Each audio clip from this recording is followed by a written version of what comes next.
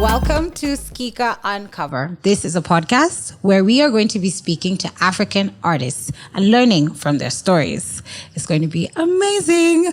We aim here to uncover the truths and the lies behind building a livelihood and impacting the lives of others through their art. Now, on this episode, I am speaking to two gentlemen, Rhoni Manji and Ken Mwiti, and they are the founders of Chamber Music Kenya. Welcome on set, guys. Thank you so much. Thank you very much. Kuna baridi migi. You guys are okay? Always. Always. Next time you'll bring us music to warm us up, please.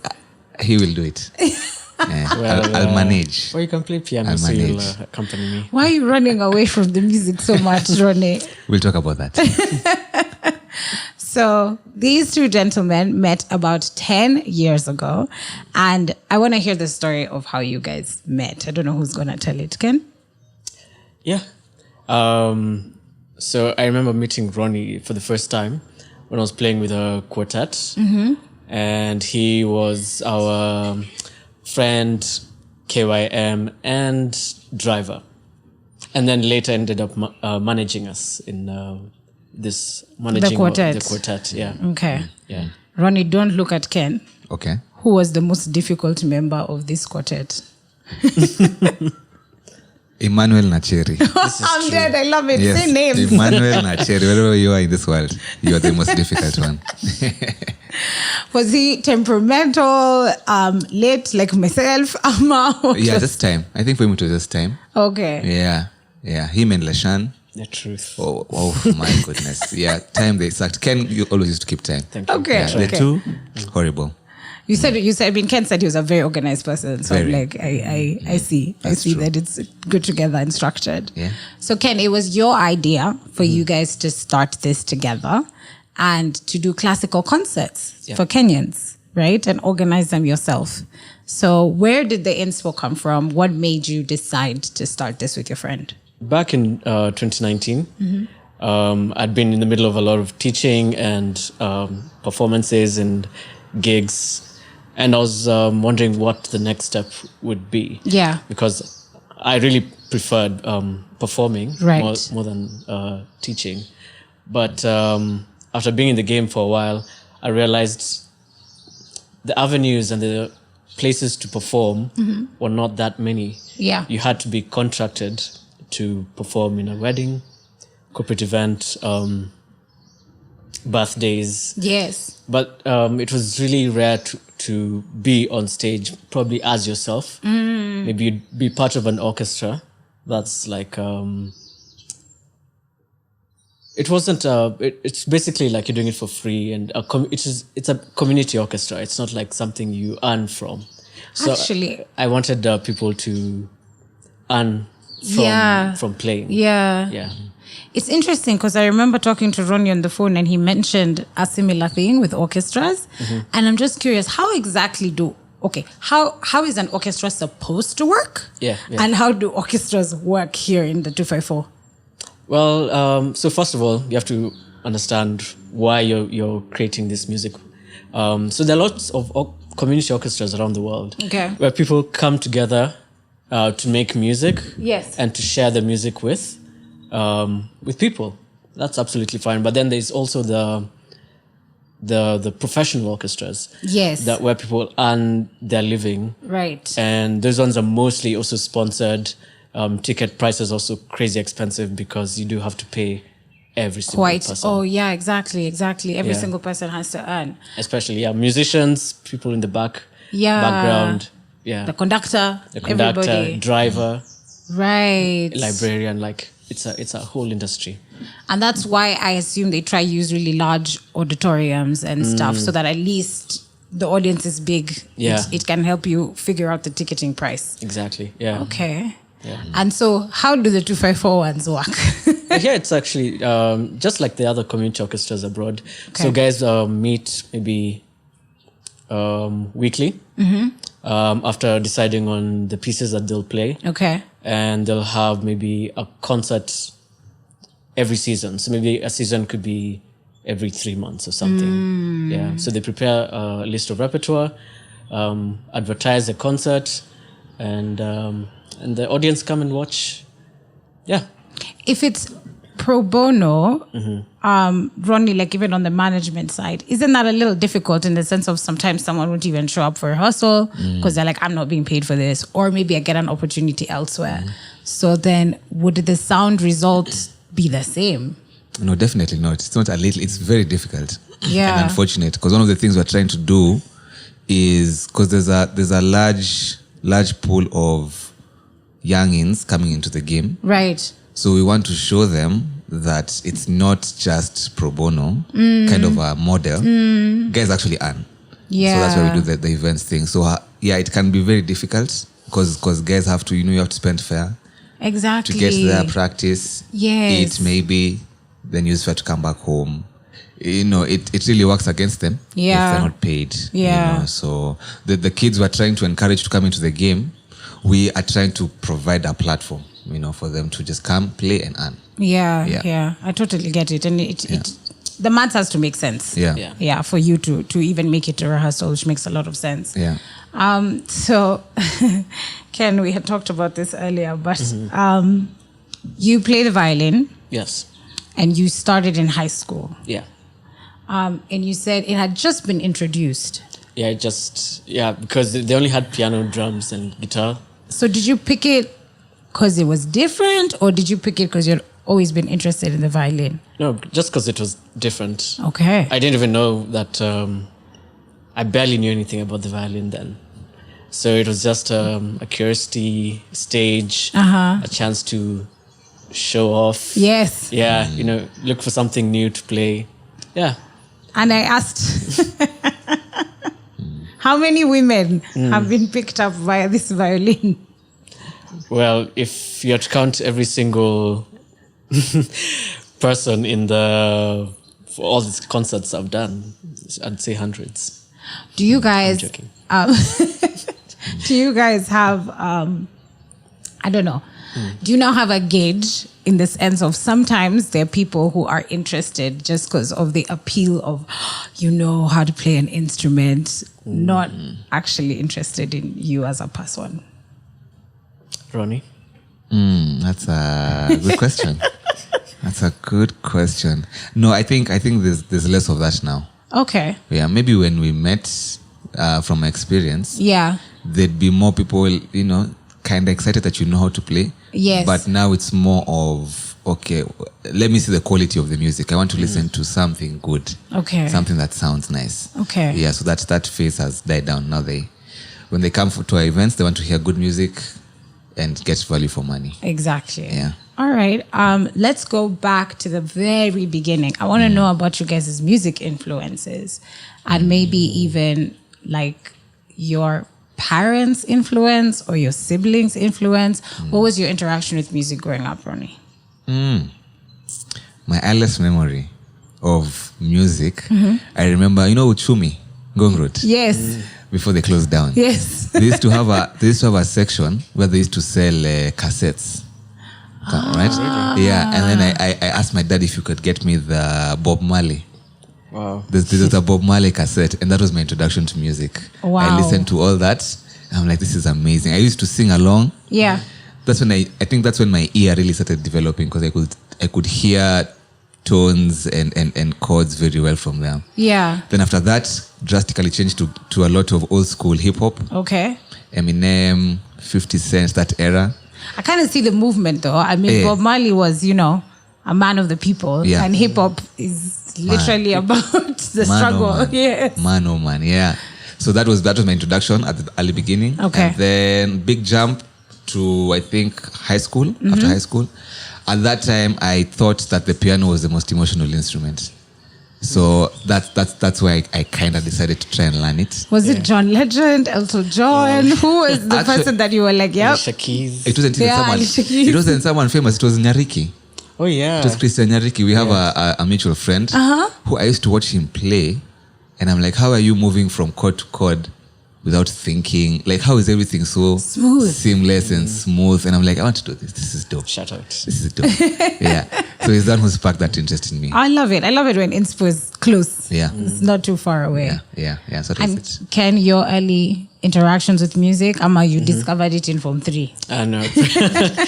I remember watching a lot of cartoons. Okay. Yeah, like Tom and Jerry, Looney Tunes. Yes. And there was, like, looking back right now, like, the influence of music is And they use great. classical music A lot, actually. yeah. So I used to find the skits where they had like instruments really funny and very interesting. Right. So I think that really built up in my subconscious. Oh, Yeah. that's interesting. Okay. And did you have any like interest in learning music or singing or writing music before you started the violin? Not at all. I don't think so. I don't remember like wanting to do so. Yeah. What did you used to listen to that time in high school? I used to listen to, maybe back in primary, a lot of R&B. Also old school because of my parents. Yes. Like the 80s and 90s music, which is the best. It's amazing. Yeah. Yes. And then now in high school is the rock phase that everyone goes through. Yeah. So, and then now looking back at all that, they really have a lot of instrumental writing. True. So it's not just vocal; it was like well written. Well written music. Yeah. In fact, yesterday, me and my friends were enjoying Celine Dion's. It's what's the song? I love It's this. all coming back to me now. Oh my God, that's such a good jam. It is a good jam. Just go listen to it after this, and I wish my listen mom to the was still here. instrumentals. She's such a huge Celine Dion fan. You'd be like, yes. Yeah. What's your opinion on sampling of old music or sampling of old classical tracks on new school hip hop and that kind of thing? I love it. Oh, It's like, it good. makes it so cool, it makes it so refreshing. Yes. It's a bop, and it really shows the diversity of classical music. Yeah. First of all, if you just put any drum beats to a classical piece, Right. especially a fast one, Yes. it becomes like almost hard metal Yeah. or rock, like very easily. Yeah. I've actually never thought about it that way, but I could hear it and I'm like, yeah, actually, Yeah, I see yeah. it. It becomes very intense, very fast. Yeah, and that also brings out like more depth, I think, to music. Yeah. Yeah. So it was Ken's idea to create Chamber Music Kenya. Yeah. And when you want to start something, especially as an artist, you have to be pretty careful about who you pick Yeah. as a business partner and even who you're going to pick as performers. Now, Rhoni, you had seen him set up a tech startup, Yes. if I'm not wrong. Yeah. And he had also managed you guys' string quartet. Yeah. So what are these attributes that Rhoni has that made you say, this is the guy, I'm not going to bother. This is the guy that I'm going to kick it off with. Even if he wants Maybe to we know. meant to know. Well- What are these attributes? Well, Rhoni. Yes. First, it's we've known each other for a while, so of course you have to know someone. So you know their habits. Yeah. I think he's quite a professional person. Are you surprised? No, I'm not. Thank you. What else? Also, yeah, as you said, like he started a startup. Yeah. Started a startup. Is that Started a startup. Anyway. It's a sentence. Yeah, it is. And he has a lot of knowledge in that aspect. Right. And I was just going to bring in my experience of music and gigs. So I thought that would be a good collaboration. And he's always down for anything crazy. So I was like, Rhoni, let's do this. And he was like, sure. Yeah. Okay. And you started it out. It's been 2 years and a little bit. And I'm very interested to know your definition of success, Rhoni, for Chamber Music Kenya. What was it when you first started, just 2 years ago? And is it still the same? Oh man. Okay. I didn't know. I didn't have a definition when it started. Okay. But I know what it looks like now. I think for me, the definition of success would be seeing different faces every time we did an event. Right. Yeah, because what I've seen is a lot of similar audience members because so far we've done around 11 11 shows. Yeah. And I keep seeing the same faces. So I'm like, why is it the same people coming?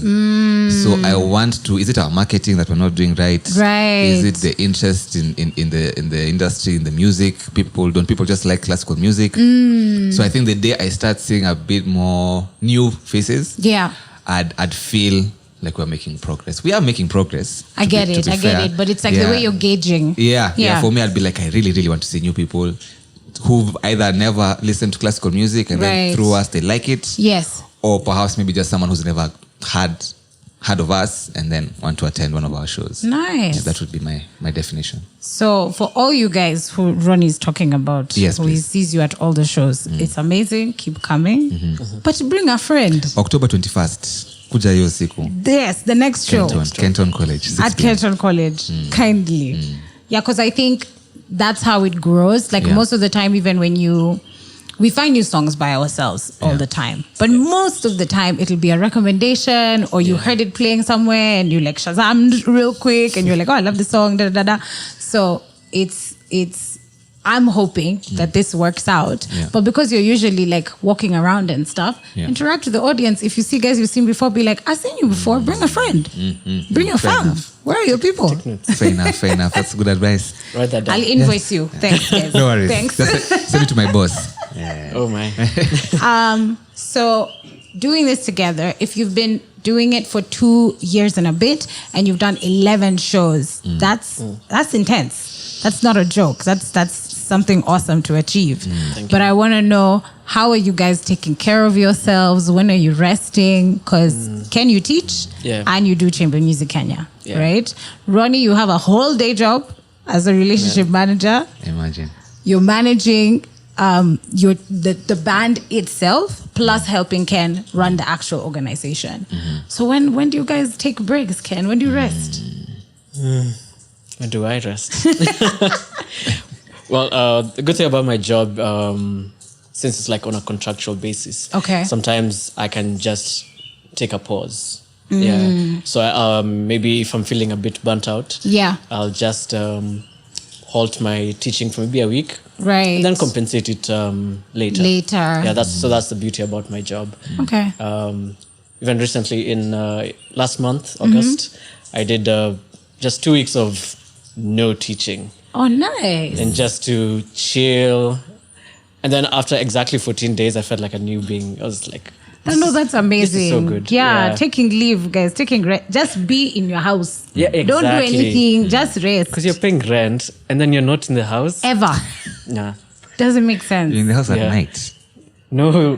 That's not at night. It's not a lodging. It's not. It's your house. Because even if you're in the house at night, you don't even sit on the other chairs. Unaingia tu kitanda unalala, unaamka unaenda nje. And for our international listeners, don't worry, we'll have subtitles. You'll understand what's going on. Yeah. And what about you, Rhoni? That's a problem I know I have. I don't rest. I've been told by many. I've seen somebody nodding in the background. I know. Someone in this direction here. So it's something that I'm trying to learn. It's something even Ken has pointed out to me. Yeah. It's like, Ron, you need to chill. Right. You're doing this many things. So for me to have your best, for you to bring your A game, I think it's good for you to just relax. So I've been trying at least, maybe a day. Half a day. Okay. Half a day? Okay, a day. Okay. Half a day, a week. I just try and I try and relax. My husband is the same. I'm just like, I don't know, I'll hide the car keys, lock the house, You must force him. You have to work. Life is hard in itself. So, but I'm learning to rest. If you were to advise a young person who's super into music and wants to eventually curate events like the ones that you guys have created, what advice would you give them, Rhoni, especially for starting out? Because I think from what you've said, you're those people for look down, let's grind, let's build, and we can rest in some years, but not now. So what would you advise them? I'd advise them 3 things. Okay. Number 1, you can just come to us, work together. Yes. Very simple. Just come, let's work together. I love it. Yeah. Easy. Marketing. Number 2, I'd say respectfully disrespect your folks. Or or your guardians, if they are the type of people who don't see that as a smart career move kind of a thing. Zile za no, you have to be a doctor, you have to be a nini. So doctor, pilot, engineer. What's the other one? Lawyer. Yeah. They're like a big 4, big 5 kind of thing. So if they say kitu ya muziki will take you nowhere, I think just play your cards right. Give them out of 10. Give them the 7 things they want. Yeah. Then the remaining 3, negotiate and be like, I want to do this music thing.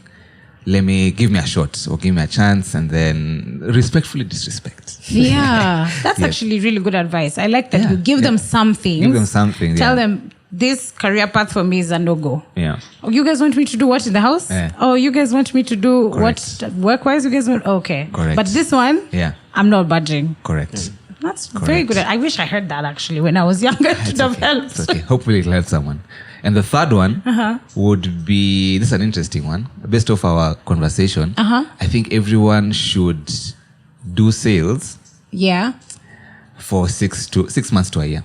I've heard somebody say this before. What's your thinking behind that? Man, sales is, I think it teaches you things that you wouldn't really have known in terms of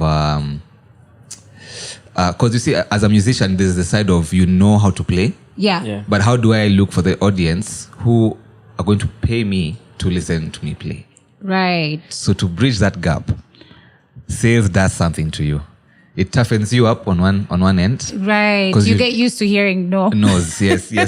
Yeah. Most people are not used to hearing no. Yeah. Especially the ones coming up would be what? Gen Alpha, Gen Z? Those ones. You guys. Yeah. So I don't know how often they hear no. So I think doing anything in sales, any industry in sales, just do that for like 6 months to a year. And then now borrow your lessons to better yourself as a musician. Okay. Those would be my 3 pointers. I like that last one because I've read this before. I think it was some billionaire or millionaire somewhere who was saying everyone, even if it's just an online course or whatever it is, because we're all trying to sell something, whether it's a service or it's a good. So it would make sense for you to know what's the best approach for this thing that I'm trying to sell. Yeah. I'm happy that you mentioned Gen Z and Gen Alpha. Ken, what is the age group that you teach? Gen Z, Gen Alpha. Okay. Millennials as well. Okay. And who comes before millennials? The Gen X. Yeah, Gen X. So Gen X all the way to Alpha. Okay. Have a very wide range. Yeah. You teach everybody. You deal with us all. Yeah. Boomers, I'm ready. So I was talking with a friend yesterday, and she's an artist, and she's teaching young children, like below 10, below 12 year olds. And I was just curious to know, there's this whole gentle parenting thing that's like the new wave of how people are not going to scar their children and they won't all need therapy like us. But now on the teaching side, it's very interesting for her. So I want to know, for the younger kids, especially the Gen X and Gen Alpha, what's your experience teaching them music? And do you interact with the parents much? Well, it depends. Like it's very different. Okay. But probably the average thing I've seen, the kids are allowed to say what they want to try out. Okay. Yeah. So I do get a couple of young kids and they want to try out the violin. Okay. And which I highly encourage. Yeah. Sometimes some drop, others continue. So there is support from the parents to allow them to try out as much as they can. But then now there's a bit of trying out too many things. Right. So that affects, like for example, how much time they practice the violin. You can imagine probably they have 8 clubs, for example. Right. And I'm actually not over-exaggerating. So probably they have violin, they have fencing, they have dancing, and ballet, probably different dancing. And right. And then they also have to do swimming, they have to do football. And so by You're the time... doing all this in one school term? Yeah, in one school term. every week. So Damn. that means by the time they come for the next violin lesson, I'm like, have you gone through your pieces? Yeah. Like, no, I've been so busy. I had horse riding, and then I had to go for my friend's birthday party, which took forever. And so they're actually And I had speaking football, like and I have adults. actual school, They're and I speaking have, like and I have. adults. Yeah. So their life is also very busy. That is a super busy schedule, though. It is. So sometimes also really hard to make them also develop because There's no they're overwhelmed continuity. sometimes. Yeah, and there's no time for you to practice. Do you think it's a like effort thing in the sense of those who are really interested in the violin will like try squeeze in the time, or they're genuinely just being kept super busy? I think the ones who are really interested will find time. Okay. Yeah. Okay. Practice, kids. That's what practice. Teacher Ken is saying. Okay? You have to get your time to practice so you can get better. Yeah, honestly. yeah. And it's the only way that we know for sure you'll improve. The only way. So for your group, Chamber Music Kenya, building a community around it. I know you're just 2 years old, so sometimes building community can take time. But what's that journey been like? So you're 4. No, you're 5. You have a pianist who's not Rhoni because he's background. Well, Then yourself and Paul, Ken. Do you switch it up? we do change. So that was for our first concert. Okay. Yeah. So for the first concert, it was me, my friend Paul, who's a violinist, pianist, and Joe, a trumpeter. Okay. So it's always different because we're trying to have as many classical musicians on stage Right. at different times. Okay. So we even had singers. We've had pianists from Canada. Nice. Who else have we had? That's Violinists. That's it. Yeah. Oh, we need to do more. Okay. No, that's why you're asking people to come join. Yeah. Yeah. Because if you're interested, instead of struggling to do your own thing, you can learn so much through you guys. Yes. Even if you want to build your own, that's fine. But at least you'll have some experience under your belt. For sure. Yeah. Okay. But the admin team is just me, Rhoni, and Alexi. You, Rhoni, and Alexi. Yeah. Yeah. So when it comes to your community, if you need to have those discussions of how do we market better, if you need to have those discussions of should we date our events differently, do we need to add more, or even just thinking, okay, Chamber Music Kenya in 10 years, what does that look like? Is that just the 3 of you? No, we're very open to getting ideas and support, feedback. Yeah. So there was a time we called, we had a Zoom call with June Gashui. Oh, nice. Shout out. Yeah. Yeah. So she gave us some really good ideas and maybe some feedback because we told her what the things we've done. And she told us, this is good, but you could tweak this a little bit. Yes. Because, of course, she's been in the industry for a And while. she's part of very many events, her own and some ensembles. So she's doing amazing. Exactly. And then I also attended the Perform Incubator. Okay. Which is being run by Mudhoni Drama Queen. So it's like school for event producers, artist managers, publicists. So I did mine in 2021, and Rhoni is currently enrolled. At the moment. Nice. Rhoni and Alexi. Oh, amazing. Yeah. You were like, guys, I can't be teacher number 2 all the time. Itabidi muende sasa. Yeah, You it's hear cool. for yourself. For sure. Yeah. That's incredible. And shout out to MDQ for doing that. I think Blankets and Wine is definitely one of the best events, It's hands down. well managed. And she's been doing it proper. for so long, and it's just grown. Mm-hmm. It's never like dipped. In fact, we usually are sad when she's taking a break Right. on a hiatus of some kind, and we're just like, why? So you are in the business of music, but you're also in the business of events. Yes. And as somebody who has attended many events in Kenya, I'm so frustrated with the concert experience and the space. Fix the screen. Both One of them. fix the screen. I wasn't at Boys to Bed. Sorry for you guys. But both on the side of being an MC, because you get to see a little bit of like setup and you're in planning and you'll come for sound checks and what have you, but also on the side as an attendee. Yeah. And I think classical concerts don't have the same rep as other concerts in the sense of they tend to be more organized and they're also a bit smaller. So security is not like a massive issue and those kinds of things. Yeah. But I'm frustrated with sound. Like shout out to Blankets because they always have so good. Oh my god, I know. Like it can rain and sound is still fantastic. And you know in Kenya, rain is the gauge for everything. You stop, you don't know how to drive, electricity goes, like rain, everything's simamas. But and I think also I can shout out Soul Generation and Sauti Soul. They always also have fantastic sound. But for everybody else, sometimes even with international acts, you're like, but we came for the music. Yeah. So what's the problem there? Yeah. Because I don't know what the issue is. What's you guys' experience on why are we getting not such great sound? Why are these concerts not so well organized? Yet every time an international artist is on Twitter, they're always like, come to Kenya, come. Like we're literally, Nairobi is one of the cities that somebody will hit first if they're performing in Africa for the first time. So why are concerts not up to par? You wanna go first? I think, yeah.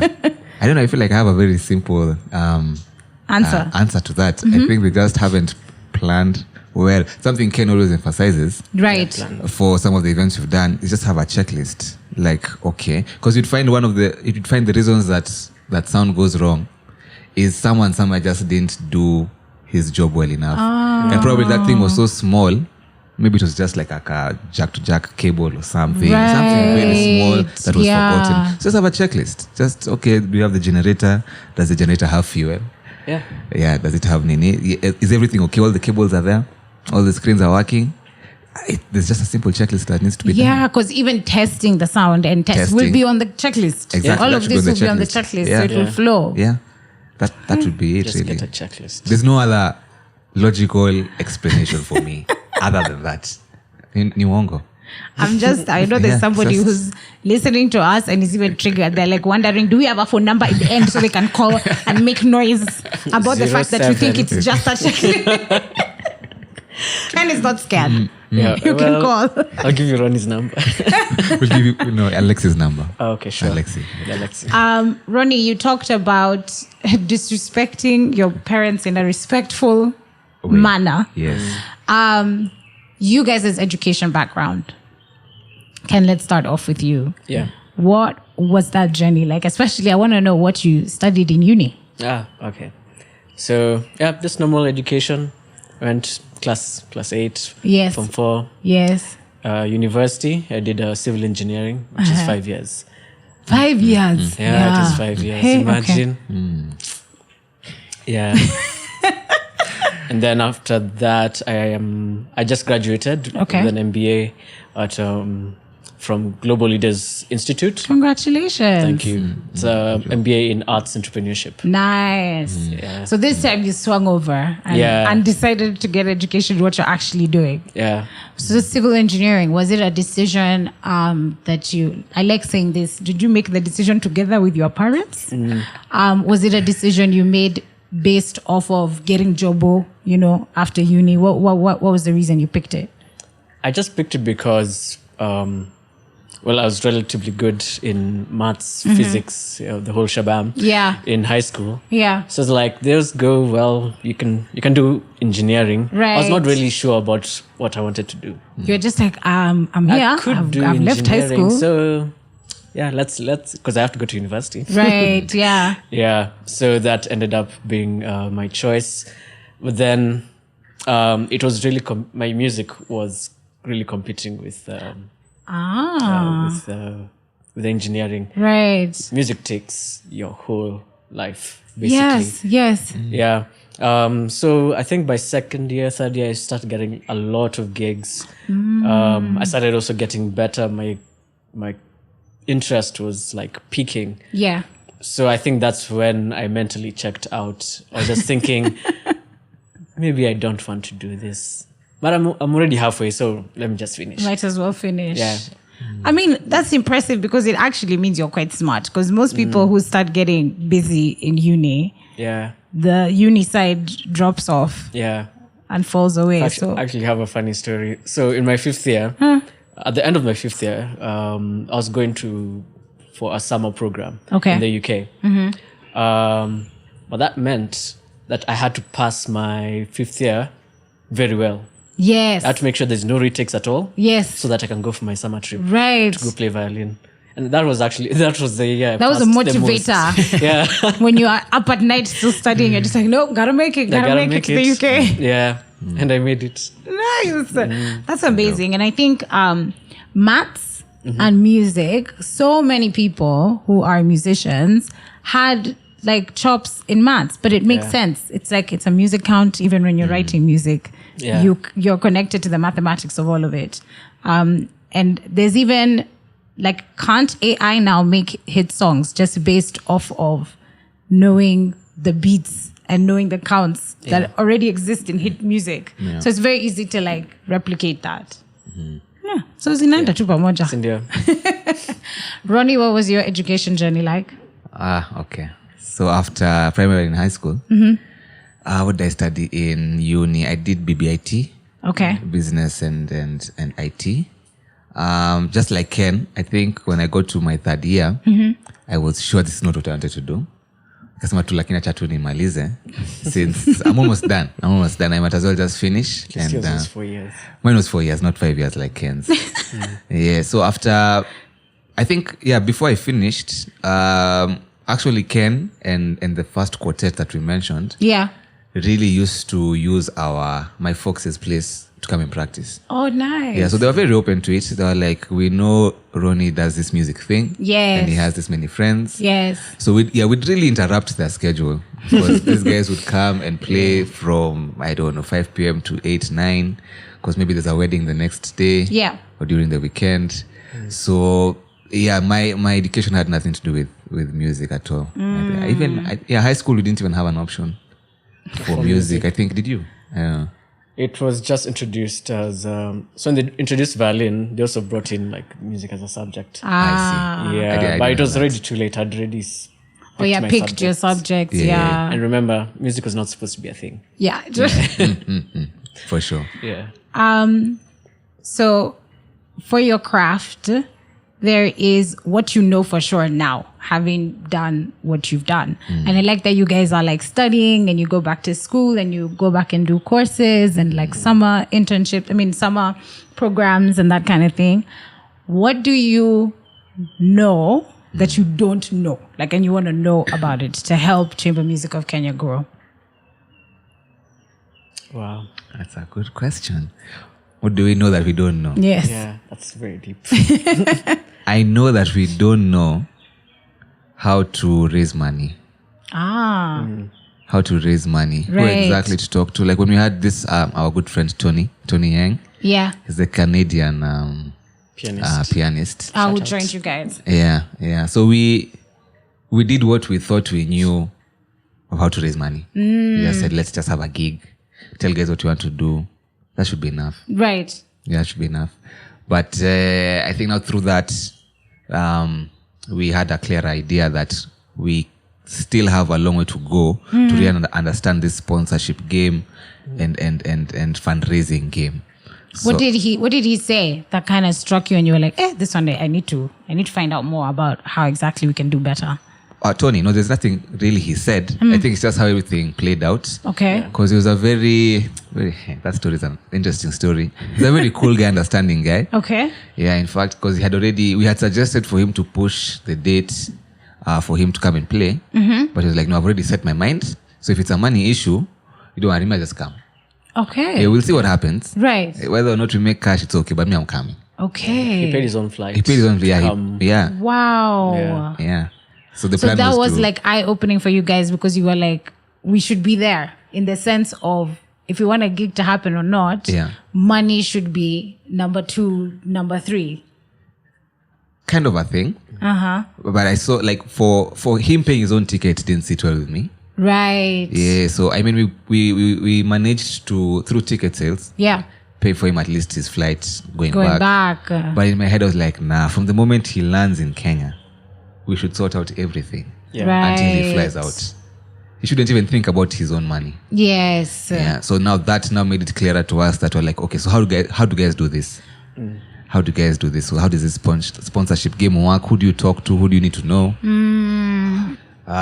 So his visit to Kenya made it clear to Ken and I and Alexi that we might not get another opportunity like this where an artist agrees to use his money because of lack of funding on our end. True. So for that to happen, we really need to understand who to approach when it comes to raise cash and the likes. Yeah.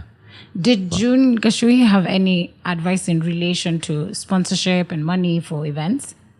Can I remember this? This call was actually quite a while back. You guys were in the more of the beginning stages? Yeah, more of the beginning. I think it might be time to call her again. Oh yeah, for sure. Yeah, I'm calling you, June. Yes. Just prepare. Prepare yourself. So when it comes to sponsorships and money and being a musician, it's just a very big conversation, even just as a solo musician, whether you're in a band or not. Money is not frequent. You're not going to be paid every month like everybody else. Which is why both of you consciously made the decision to have other jobs, because somebody has to eat. You have to pay rent. You have to take care of your normal day-to-day living. So what are your feelings about money from the past? So I would say when you were like 20 in university, the present now, and what do you feel about money for you in the future, Ken? Money in my 20s. You get a little bit and then you just want to, spoil yourself. Blow it all. Yeah. It's not a big deal. Not at all. And then mid-20s, now you just start panicking. You're like, oh my gosh, you're supposed to set expectations for yourself. Yeah. I should have bought a house. I should have bought a car. My God. Yeah. So now you just end up being closed-minded and you just want to save without any plan. Yeah. And then right now, it's different. Now I think of money as a points system. I try not to give money the power that it has. I try to think about money as a point system. Okay. Yeah, it's not, don't give it too much power. Yeah. So that it's more about what you do with the money, or what the money has given to you in your life, rather than, I have 10K. Whoa, it's just paper. Yeah. So that's where I'm at right now. Okay. Just trying to improve my life, improve other people's lives with what I can. So that encourages you to use money to gain more. And then you end up being happier and you're not like so fixated in this thing, in this capitalism. I think you just generally end up being a bit happier. That's true. And calmer as well. Yeah, just calmer. Yeah. And you're able to change your life in accordance with the money that you have without being so stressed and bothered about it. Because you're like, it's for now. Yeah, and if I get some more, then I'll change it. That's true. You need 5 points to live in your house. So you just get that 5 points by leaving the house. Yeah. You have your 5 points. Yeah. I need food. Yeah. But it's something that you do every day. I like that. If the 5 points reduce, I move to a 3 points house. Yeah. It's like, it should not be, don't think too much about it. It's like just a video game. Yeah. Nairobi na venye tuko na pressure. I hope you guys are listening. How would you answer that question, Rhoni, for yourself? Past, present, and future feelings about money. About money. Man, oh man. I think past, looking back, man, I think I really wasted a lot of cash. Man. And I wouldn't say I was getting millions. Right. No. Just the very small cash I was getting, I'd spend it on such useless things. Look, if I saved it up and probably put it in a small investment vehicle, I feel like I would have made better decisions. Yeah. But now growing up, I agree with a lot of what Ken is saying. But where I am now, it's I'm really focusing on residual income. Yeah. Like, what can we do? Because this is a question I've posed to Ken. Right. And other musicians I'm doing. Yeah. Like, I'm not doing, I'm talking to. Right. What does that mean? What does that mean? Right. Musicians I'm doing. Okay, we'll just cut that clip for clickbait, social media. Because I asked them, What happens when you stop playing? Does your income stop? Yeah. But we don't want that. So what are you planning in your musical career that will help you still earn when you're not playing? Right. So those are the questions I'm also asking myself for chamber music. Does that mean when we don't have events, we don't earn? Yeah. So how do we change that? Of course, we have a few ideas here and there. Yeah. But that's where I am now with that. So create value that will outlive you, and that value will bring you money over time. You, Yes. your children, your children's children. Yeah. So that's where I am with money. Right. Yeah. I think one of the other artists we spoke to talked about royalties and residuals as well. And in Kenya, the structures exist, but the way in which but the way in which they're working doesn't really make sense. I'm happy that Kenyan artists have the guts. I think it's been happening for the past maybe 3-4 years, where they'll take screenshots of the M-Pesa message when they get paid for royalties. And we've seen 1,200, 2,500, ikienda sana. I'm really happy that they're doing that, because it brought the reality forth to Kenyans who are the consumers of this music, that the royalties aren't making sense, because some of these musicians who are sharing these screenshots are well established, have been doing this, for a long time. And we know that they earn more from performances, from, I think Skika Tunes is one of the biggest payers when it comes to artists.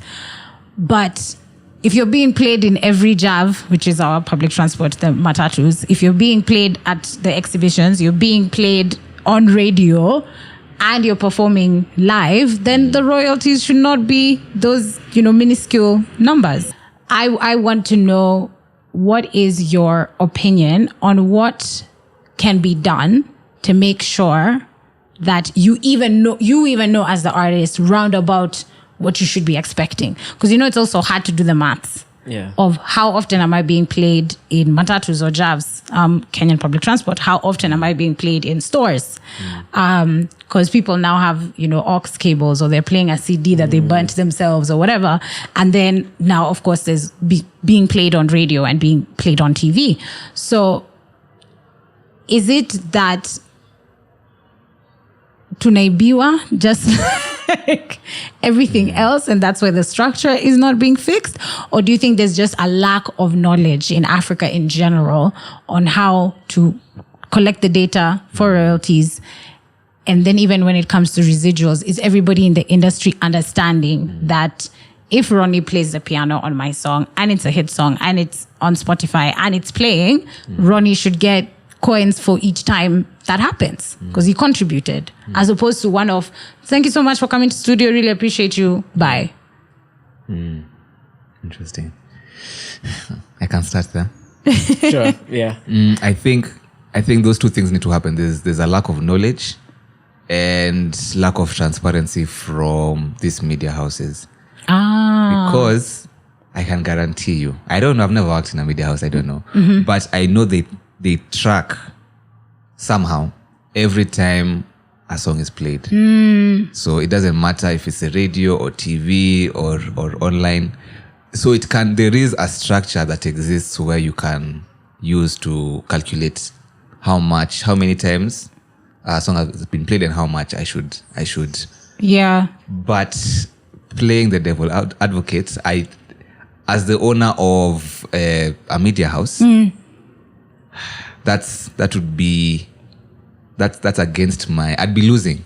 You're not motivated to share that data. I'm not motivated. Yeah. If I made that transparent to you guys, the musicians, I'd be losing leverage. So yeah, and no one is really coming after me. Yeah. Yeah. Who's Ken? Ken just askari. Ken asing hapo. Kuna mtu hapo anashout. Who's Ken? Yeah. So I think if that pressure was enough for some sort of transparency, right? But then now for you to pressure, you need to know. That's true. You need to know. Yeah, because you'll be like, you pay this 50,000 times, even if it's a bob, per play, or it's 50 cents per play, it should therefore be 25K or 50K. Correct. Yeah. So educate and then act on it. Yeah. That would be my answer there. Yeah. I Ken, feel like, thoughts? a lack of knowledge should not be an excuse. That's the way ignorance is no defense in court. Right. Just because, so now we have a music industry. Music industry is not just musicians. Yeah. It could be even people who can represent these musicians and like lawyers and stuff like that. Yeah. So probably there should be someone who understands music in these media houses. Yes. Someone working for the musicians. Like having the like roots or branches of musicians in every single other industry. Yeah. So that it really works. It has to be like all connected. Otherwise, there's really no way to support the musicians. Yeah. Like, to be fair, if we're playing devil's advocate, I don't know why we're playing this game. It's so maybe the guys in the media houses, maybe they're not motivated to support the musicians. Yeah. Or if they do have someone working there, then that will be... It would be different, Yeah, it would be different. Yeah. So we need to just grow this industry properly. Yeah, I completely agree. I think there's a general problem in Kenya when it comes to the lack of technical knowledge in whatever the institution is. So if you are listening to this or watching this and you don't know, we recently had a national-wide blackout in Kenya. And in some places it lasted 10, 12 hours. Some places it lasted like 48 hours. And it brought up a really interesting conversation on Twitter where people went and like searched up different authorities, whether it was Kenya Ports or it was our own KPLC or Nairobi Water or all the different ones. And they looked at the leadership in these institutions and there's no technical knowledge amongst the leadership. Yeah. Like, yes, the leadership is intelligent and they're educated, but not in anything to do with the work that this particular institution does, which is what you're describing even when it comes to music and the arts. So first things first, we know you gay and we need to do better. But I think you hit the nail on the head. Now, I worked at a media house and there's some things we'll talk about. Kule nyuma tent. Okay. But it's very interesting what you brought up because I had the experience now of being a presenter and so on music TV shows and on radio.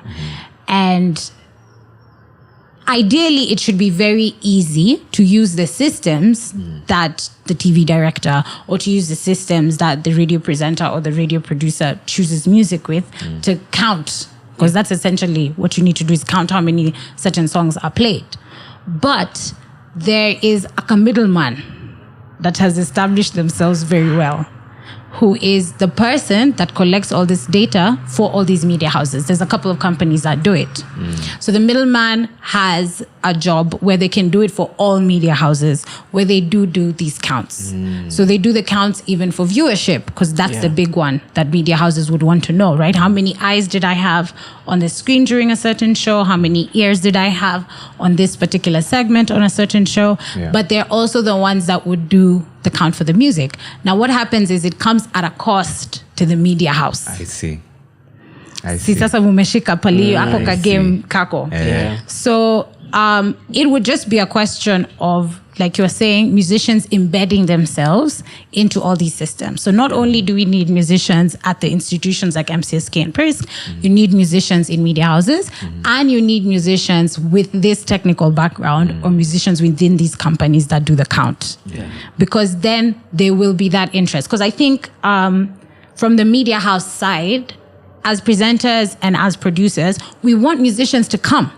We want them to come launch their music. We want them to come and do interviews. We want them to come and do, those features and those sounds for Welcome to Skika Uncover podcast, Sura Common is welcoming, whatever it would sound like. So we wouldn't, I don't think media houses would be against sharing the data if it made sense. I see. Because they're not the ones who would be paying the musician. I see. So they would, but now it's like, how much am I paying? Because kama DSTV utapewa packages. So utaambiwa in your viewership na in your the music count. So it's pretty interesting. But I'm happy that you guys have brought up the fact that we just have to have musicians in these spaces. If it's a sports space, you just have to have sports people involved. If it's arts, you have to have artists involved. Otherwise, it'll never make sense, or it'll never help the artist. Yeah.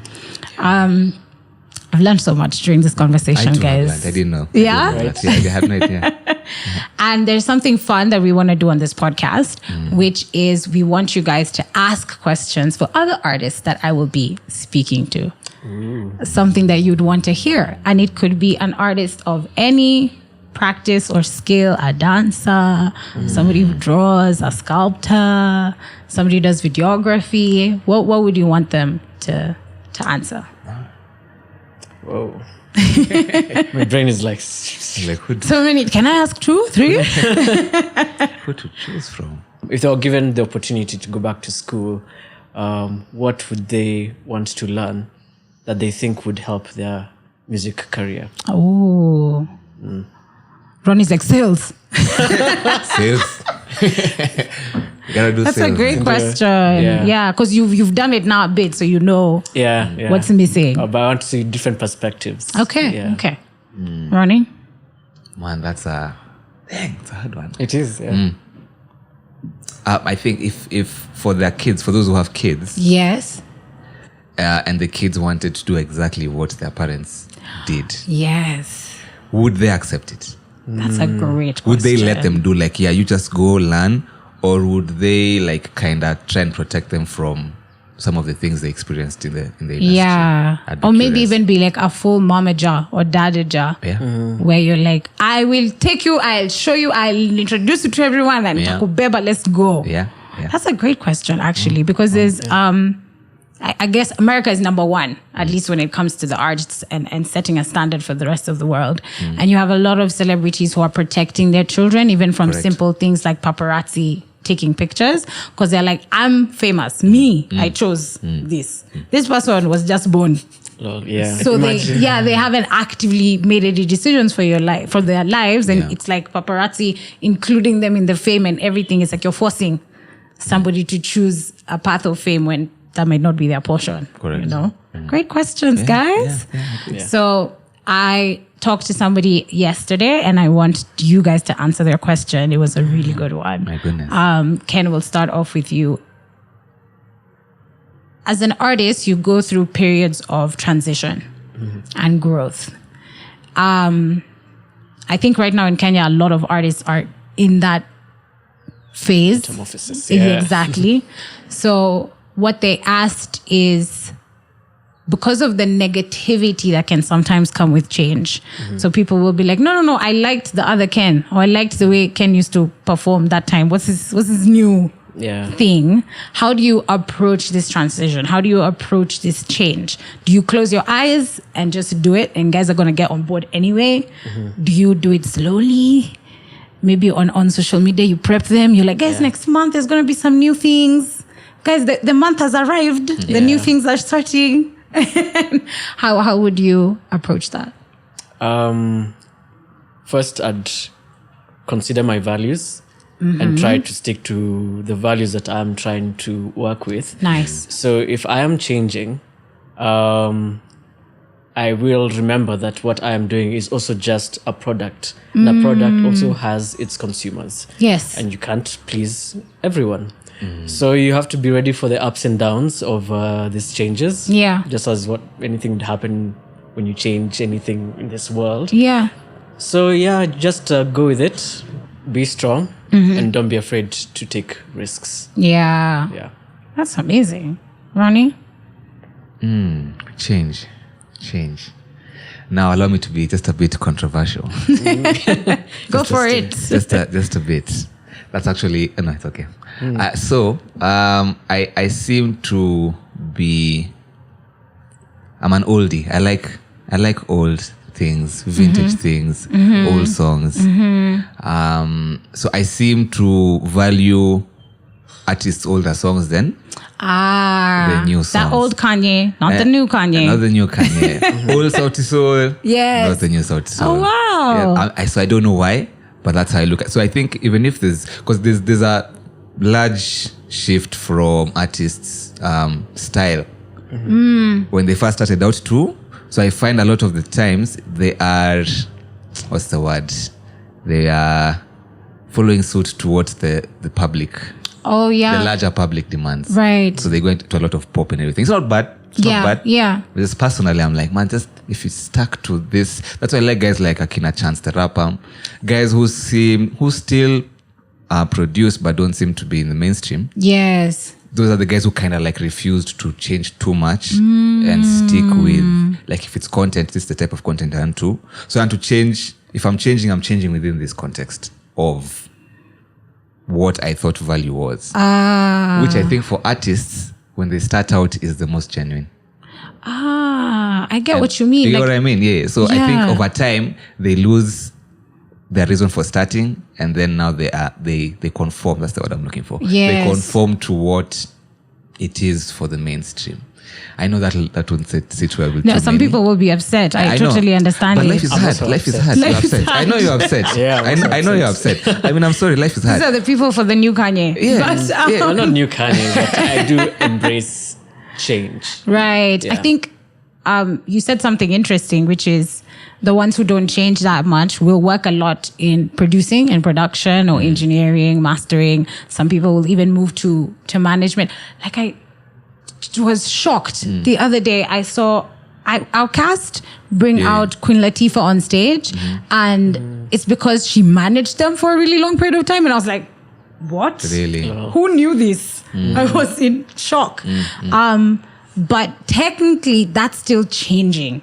Because you go, Yeah. I don't want to do different music per se, Yeah. but I don't mind this new sound, and all these people want to work with me, so I'll produce the new thing. Yeah. But there's also, and to a certain extent, almost everybody's doing it. So you have TikTok and you have Instagram. So we all know attention span is shorter. So now new songs being released. If somebody releases a 4-minute song, it's like, wow, we have not had this since 2008, right? Everybody's doing 2 minutes, 30 seconds, 2 minutes. And like, if you're in the music world, even if you're a DJ and everything, it's changing things. You're going to play way more songs in a night. You have to have a massive repertoire of music. And I think there's also the trial and error thing. And so probably even in sales, you'll know this, where you'll do projects. So you're a musician, you've started, you did an EP, an album, you released some singles. So you'll look and you'll be like, oh, this album cover was liked more than this one. This outfit or this video was liked more than this one. This song did more numbers than this one. So you automatically lean towards what you're seeing is performing I hear you. better. Yeah. So you're conforming. True. Yes, True. 100%. But it's like the business. They'll always argue with the business sense of. So you wanted me to be hungry. Yeah. Fair enough, guys. I'm not against change. I Change hear is that. good, especially on the like instrumentalist side. You'd listen to a Celine Dion song; it has 75 chords. Yeah, You come to listen to modern music; it has 3 chords. yeah. Probably when just half. So I'm just half like, a chord. why? Yeah, half a chord. Like the whole song is half a chord. You're like, what happened? What happened? Yeah. So that's where I'm coming from. But change is There's good. a lot we're losing. I think that's what's That's what sad. I feel. So change That's is what I feel. good, but there's a lot that's not there anymore. True, And maybe the younger generation won't be able to appreciate that music. True. I guess the summary here, I guess I found like something in between is just figure out your what you stand for, what your value is. Yeah. And then now you can decide how you'll go. That's true. Because if what I you want to do. be the biggest pop star in the world and I want to be an independent African artist who's able to feed their family, then those two people will make very different decisions based on their goals and what they want. Yeah. I like that. I like that. I like So that. for those who want to beat me, come and beat Ken Or Lexi. or Lexi. Yeah. Or Lexi. Very You'll true. probably find them together. We'll see how that goes. But I appreciate you guys coming through so much. And I want to remind everybody on the 21st of October at Kenton College, you can go and enjoy chamber music Kenya, some beautiful, fun, classical music, and bring a friend. Okay, we've already said, bring a friend. Shout out to Savannah Space for giving us this beautiful furniture. Fanzigo Productions, who is doing all this beautiful work that you are listening and watching. And of course, to Skika Africa, and you can find them at skikaafrica.com. And they are the people that want to make Kenyan artists and African artists' life easier. So please do check them out. It's been an epic conversation. I am Susan Droge Awori. I will see you guys on the next episode of Skika Uncover. Woo! Doses.